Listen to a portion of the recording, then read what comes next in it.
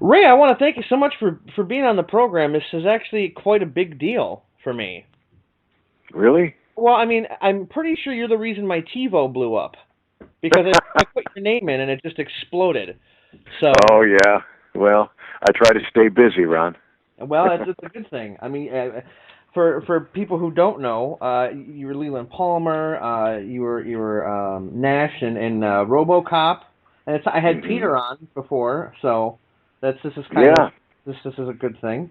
You've like Jeepers Creepers and now Reaper, which is what we're here to talk about a little bit. Um, Mhm. when you first got the script to play the devil, what was going through your head?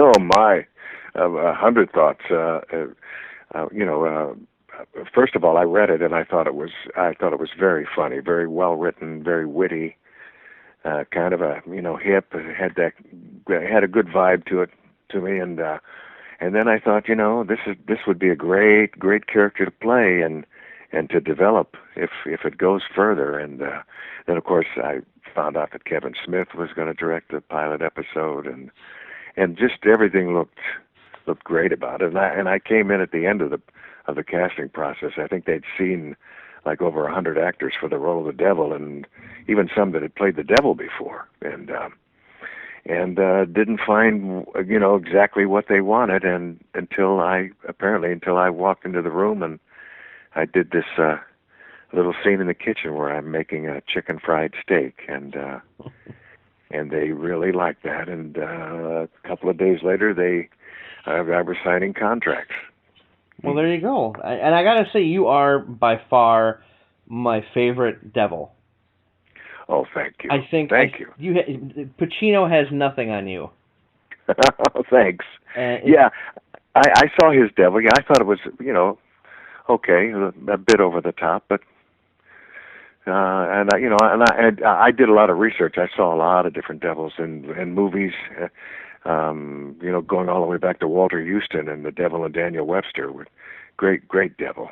He was very impish devil. Oh, had a glint in his eye that was unmistakable. And then of course the other, even like Jack Nicholson in the Witches of Eastwick, and Ray Walston and the great musical Damn Yankees on Broadway. A different kind of a devil, but I wanted mine to be set apart from all of them. So I decided that this guy was going to be he was going to be have a great sense of humor, and he was going to be like a cross between a really good used car salesman and a talk show host, and kind of the next door neighbor you want to hang out with and have a barbecue with, and it makes you feel good when you're around him. You want to spend time with him, and I thought that'd be the best kind of devil to be, and that's the way you get people on your side, and so that's how I approached the role. you also kind of added a little bit of a Rat Pack type of feel to it. Exactly, yeah, very sartorially dressed, resplendent, and it had that Rat Pack feel. You could you could just feel that kind of Sinatra, Dean Martin vibe running through it. Yeah. The best part about it, I think. And you just been on. I'm pretty sure everything under the sun. I mean, most recently, I think, and you do play a lot of the rougher characters. Yeah. But most recently, I think people who don't wouldn't know it that you were on How I Met Your Mother, and you were playing. I can't pronounce the last name. Sherbatsky. Yes, Sherbatsky. Yes. Yeah, You're Sherbatsky, yeah. yes, you're Uh-huh. playing Robin Senior. I'm For Robin Senior, and I have been for for 5 or 6 episodes already, and it's great fun to do that show. Great fun. is it much going? Is it? I mean, because even with Reaper, I mean, you were playing the devil, so there was some kind of some drama to the character in and of Mm. itself. Now, Mm-hmm. going from stuff like that to straight comedy, is there anything in your mind you have to kind of switch off? And not really switch off. I think you have to switch on a little bit more when you're doing those half-hour sitcoms. You have to it's very well written, but it's structured in such a way that you have to be a little bit bigger than you would be in normal life. A little bit bigger than I would have been on Reaper. It's just a question of turning up the juice, the volume a little bit, and it's a question of degree, really. But you have to be a little bit bigger for those half-hour shows. Right. Now, when there's a big rumor going around, and when it comes to Twin Peaks, and this is kind of an old rumor, but this is the first chance I'm getting to speak to you, so that they were talking about another season. Well, you know what? I was just with David Lynch about a week and a half ago. They honored him down at this art museum down in Newport Beach, and I went down for the tribute, and we sat together for about 3 hours and just talked about everything under the sun. And he did happen to say, "Well, Ray, you know, the town is still there, and I suppose it's possible that we could revisit it. Of course, you're already dead, your character, Leland, but we could maybe work around that." I think anything is possible in the world of Twin Peaks. Yeah. In the world of David Lynch, everything is possible. Yeah. Exactly. Yeah, and it's it's so great to have someone like you on the show. It's like I've had some pretty amazing characters on here, but like I said, I mean, you were in the aggression scale, and Stephen Miller's kind of a friend of mine. Oh, yeah, Stephen, sure, yeah. And the minute I saw you come up on screen, like, oh, well, all right, well, this is worth watching. Hey, you know what? I've been in Wisconsin a couple of times in the last couple of years. I was in Madison doing this show for Hulu called Battleground, all about a senatorial campaign in the state of Wisconsin, and I played the campaign manager in that show, in that series. It ran like about 13 episodes on Hulu, and I also did a film that was shot in Milwaukee called No God, No Master. Really? Yeah, all about the Sacco and Benzetti case back in the early 20s. Yeah. Oh wow. And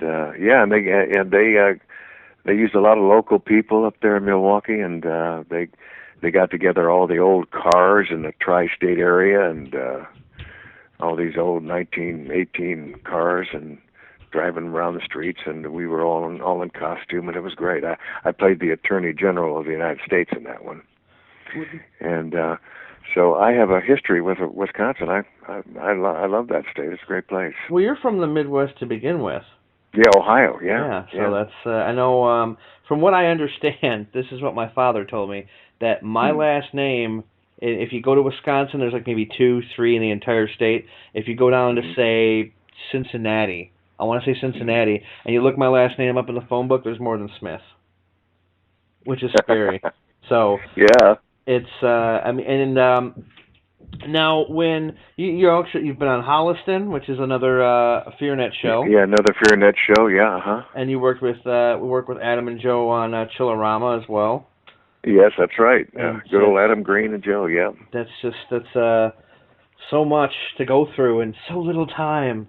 I know, man. We could talk for hours. We probably could. Now, there's something I asked Peter when he was on. What's your thoughts on the whole, like how RoboCop is still, like, what's the word I'm looking for? Relevant today. Relevant, yeah. Well, yeah. In fact, I was at the 25th anniversary, several months back, and the auditorium was full. I believe we were at UCLA for that, and somebody's always doing a retrospective on it or something, or writing a term paper on it, and it had quite an impact, and people still, talk favorably about it today. It's one of those things that just caught everybody's imagination, and it started something, and it's still going on. Well, that's fantastic, and I mean, it's just watching it. It doesn't get old ever. And no, it holds up, doesn't it? Yeah. It really does, and the fact that the minute I heard they were making a remake, I was just like, oh, really? No. Oh yeah, we really poo-pooed that at the retrospective. We said no, we don't want any part of that. Yeah, that's and I try not to bring it up to people because it's just a horrible thing. But the costume Yeah. It looks like Batman's armor went through the starch too much. Yeah, there you go. Yeah. And that's just the way I'm gonna look at it from now on. I don't care. Yeah. They keep to, everybody, they can't leave well enough alone, when something's good, just leave it and do something else. Exactly. Just start They got remaking to bad keep, movies. yeah.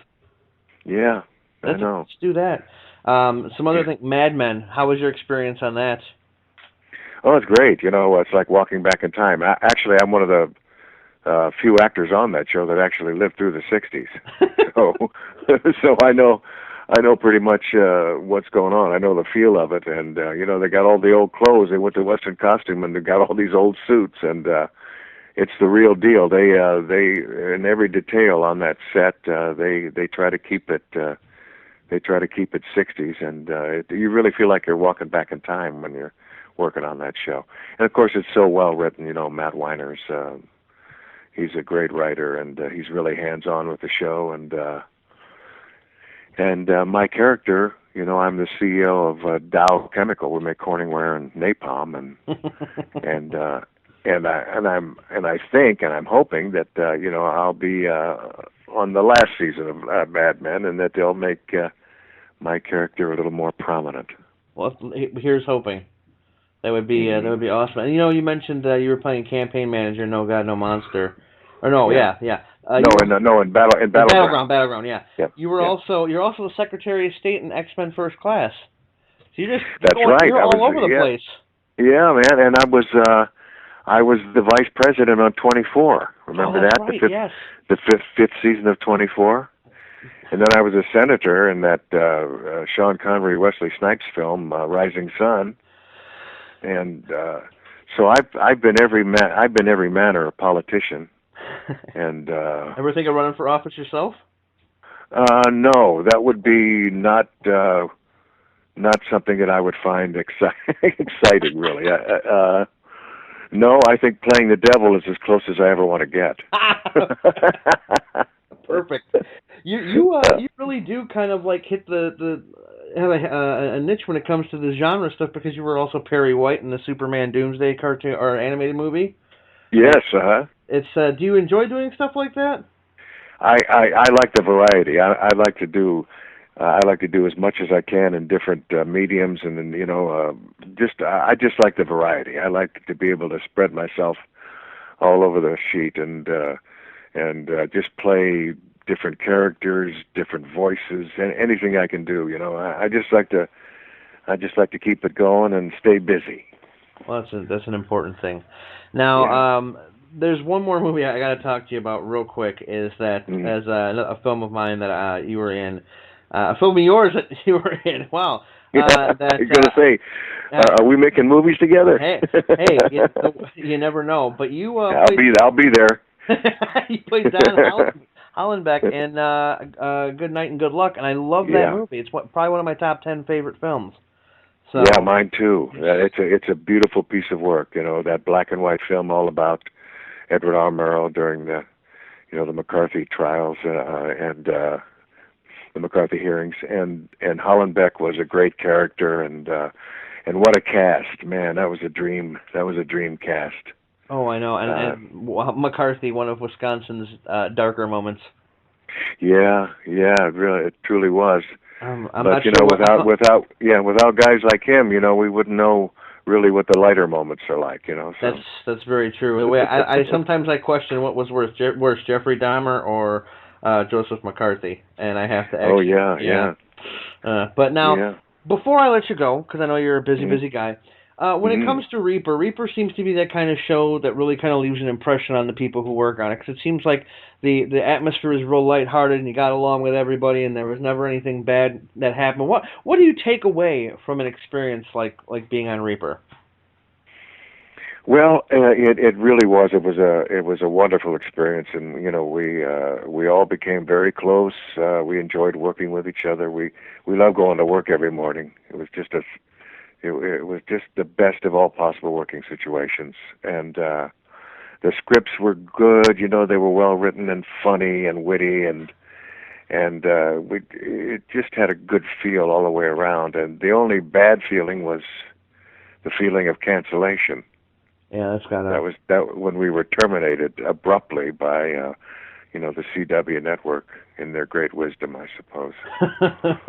Yeah. Well, I don't think we quite fit their demographic. We didn't have enough gossip girls on the show. So this is the same network that had 10 seasons of a show about Superman and never actually showed the man playing Superman in the suit.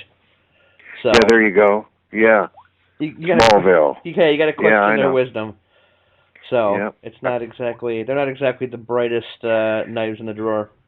Yeah, and I'm just thrilled that FearNet is putting on Reaper and is sort of giving all the fans a little taste of what it used to be like, and who knows, maybe the possibility of doing more of Reaper in the future. So Hey, everybody's doing everything with Kickstarter now, so you never know. Yeah, I know that could happen, and I'd play the devil again in a millisecond. It wouldn't take me long to say yes. All you gotta do is put on one of those fancy suits, and you're good to go. It's in my closet right now. I can put it on tomorrow. That's awesome. Well, Ray, it's been a true pleasure to have you on, and we'll have to have you on. We'll do a bigger episode. Oh, please! I'd love that. Awesome. Thank you so much. Thank you. Bye-bye.